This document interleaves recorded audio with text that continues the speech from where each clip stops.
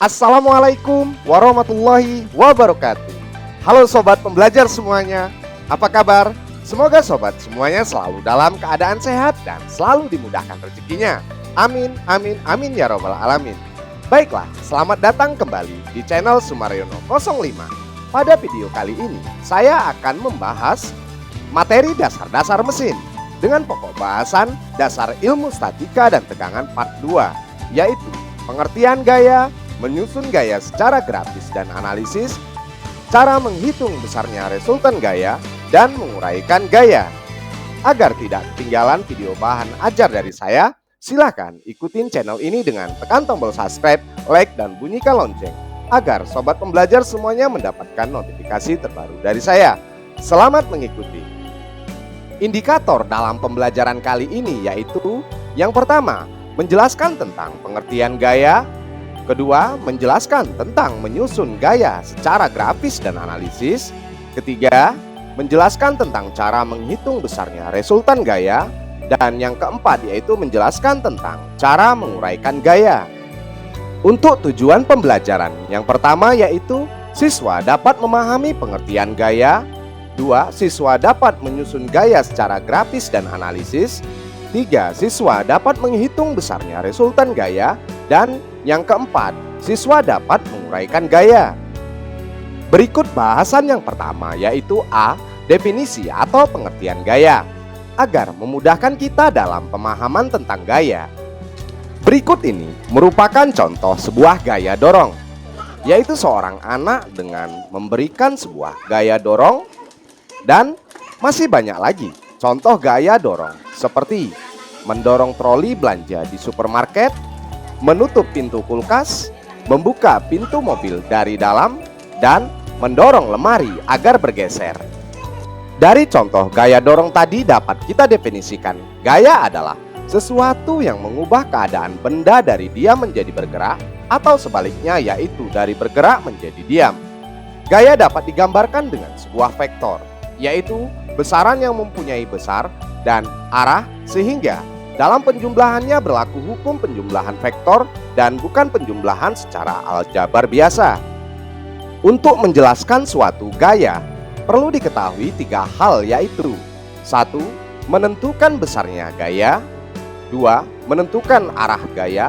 Dan yang ketiga yaitu menentukan titik tangkap gaya. Kita bahas yang pertama yaitu menentukan besarnya gaya. Besar suatu gaya ditentukan oleh suatu satuan pada sistem satuan SI atau standar internasional. Untuk menyatakan besarnya gaya adalah Newton, disingkat dengan huruf N. Dalam penggambarannya, besar gaya ditentukan oleh panjang garis yang diperoleh dengan skala tertentu. Misalnya 1 cm mewakili 10 Newton, 1 cm mewakili 1 Newton, dan sebagainya.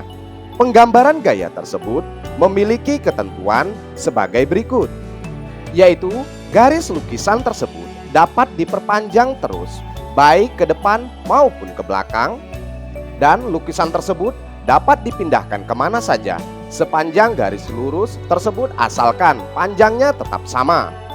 Perhatikan pada gambar, garis lurus tempat gaya-gaya tadi dapat dipindah-pindahkan. Garis yang dilalui oleh gaya itu disebut garis kerja gaya. Jadi, gaya dapat dipindahkan sepanjang garis kerjanya asalkan arah dan besarnya sama. X menunjukkan panjang anak panah yang menurut skala menggambarkan besarnya gaya P atau vektor AB sama dengan AB. Titik ini dapat dipindahkan kemana saja asal masih pada garis kerja gaya. Berikutnya 2. Menentukan titik tangkap gaya. Perhatikan pada gambar arah gaya ke kanan. Arah suatu gaya ditentukan oleh sebuah anak panah yang dibuat pada ujung garis gaya. Arah anak panah tersebut menunjukkan arah gaya tersebut. Berikutnya 3. Menentukan titik tangkap gaya. Perhatikan pada gambar, titik A adalah titik tangkap. Nah, titik tangkap gaya merupakan titik atau tempat gaya tersebut mulai bekerja. Titik tangkap gaya dapat digambarkan dengan sebuah titik yang ditempatkan pada pangkal garis gaya tersebut.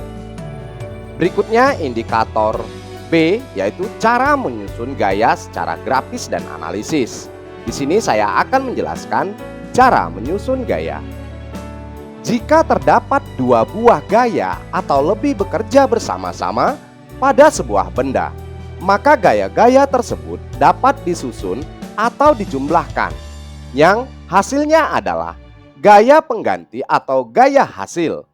Masing-masing gaya tersebut disebut komponen gaya, sedangkan gaya penggantinya disebut gaya resultan, disingkat dengan huruf R.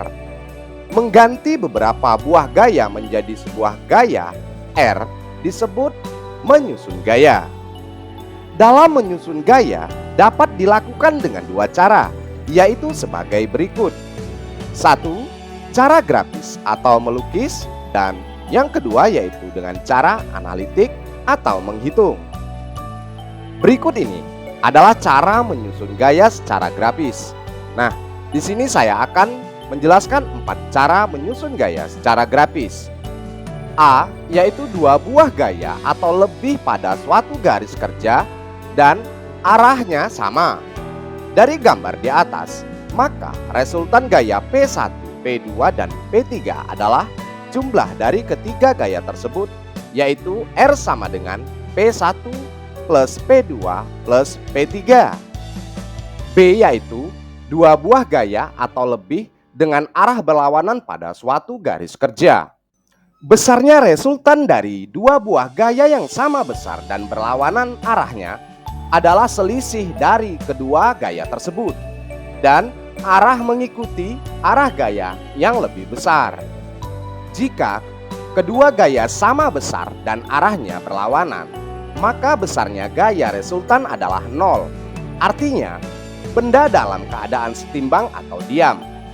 Nah, dari gambar di atas, maka besar resultan gaya P1 dan P2 adalah R sama dengan P1 minus P2.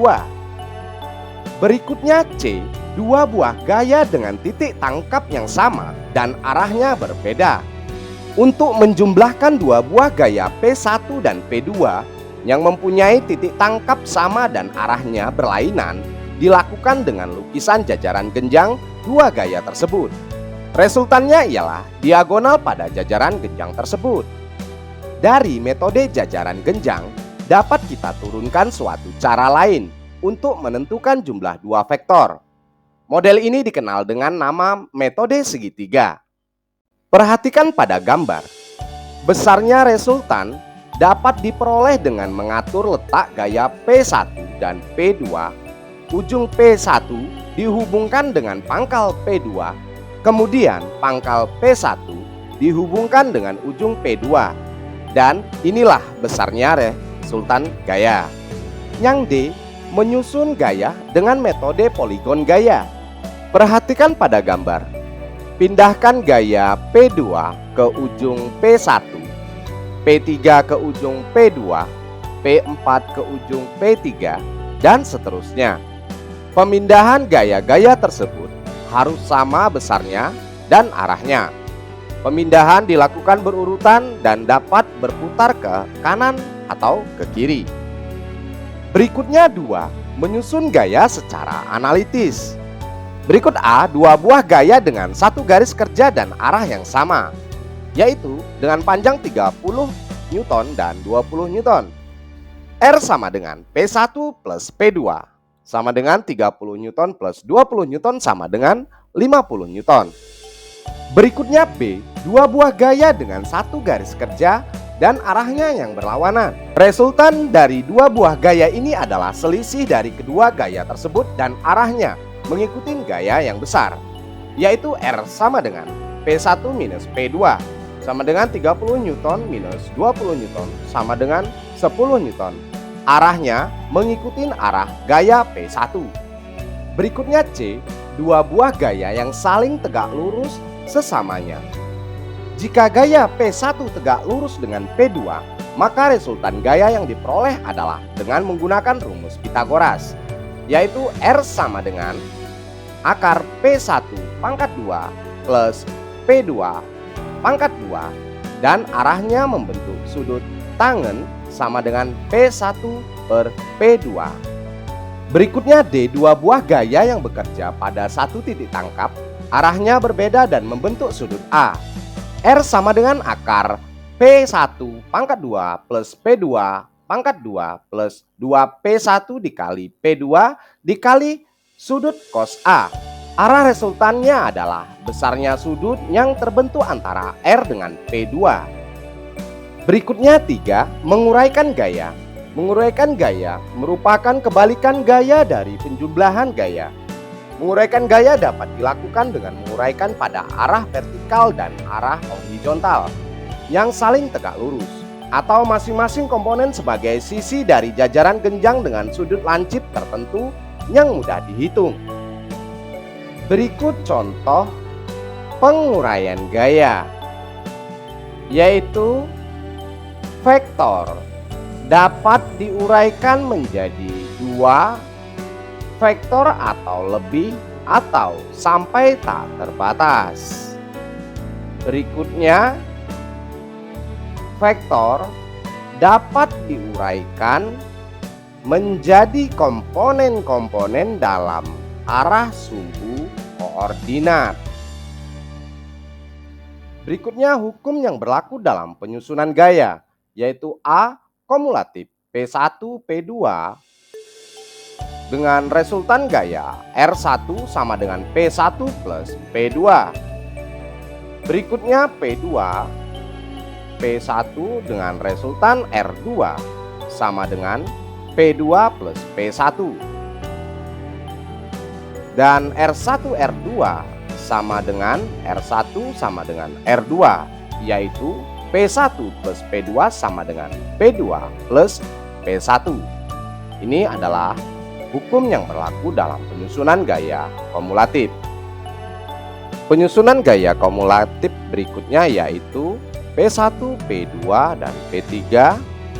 Berikut arah P1, P2, dan P3 dengan resultan gaya R1 sama dengan P1 plus P2 plus P3. Berikutnya P1 dan P3, P2 dengan resultan gaya R2 sama dengan P1 plus P3 plus P2. Berikutnya menghasilkan R1 dan R2. R1 sama dengan R2 yaitu P1 plus P2 plus P3 sama dengan P1 plus P3 plus P2. Berikut ini adalah menguraikan gaya dengan hukum yang berlaku dalam penyusunan gaya asosiasi.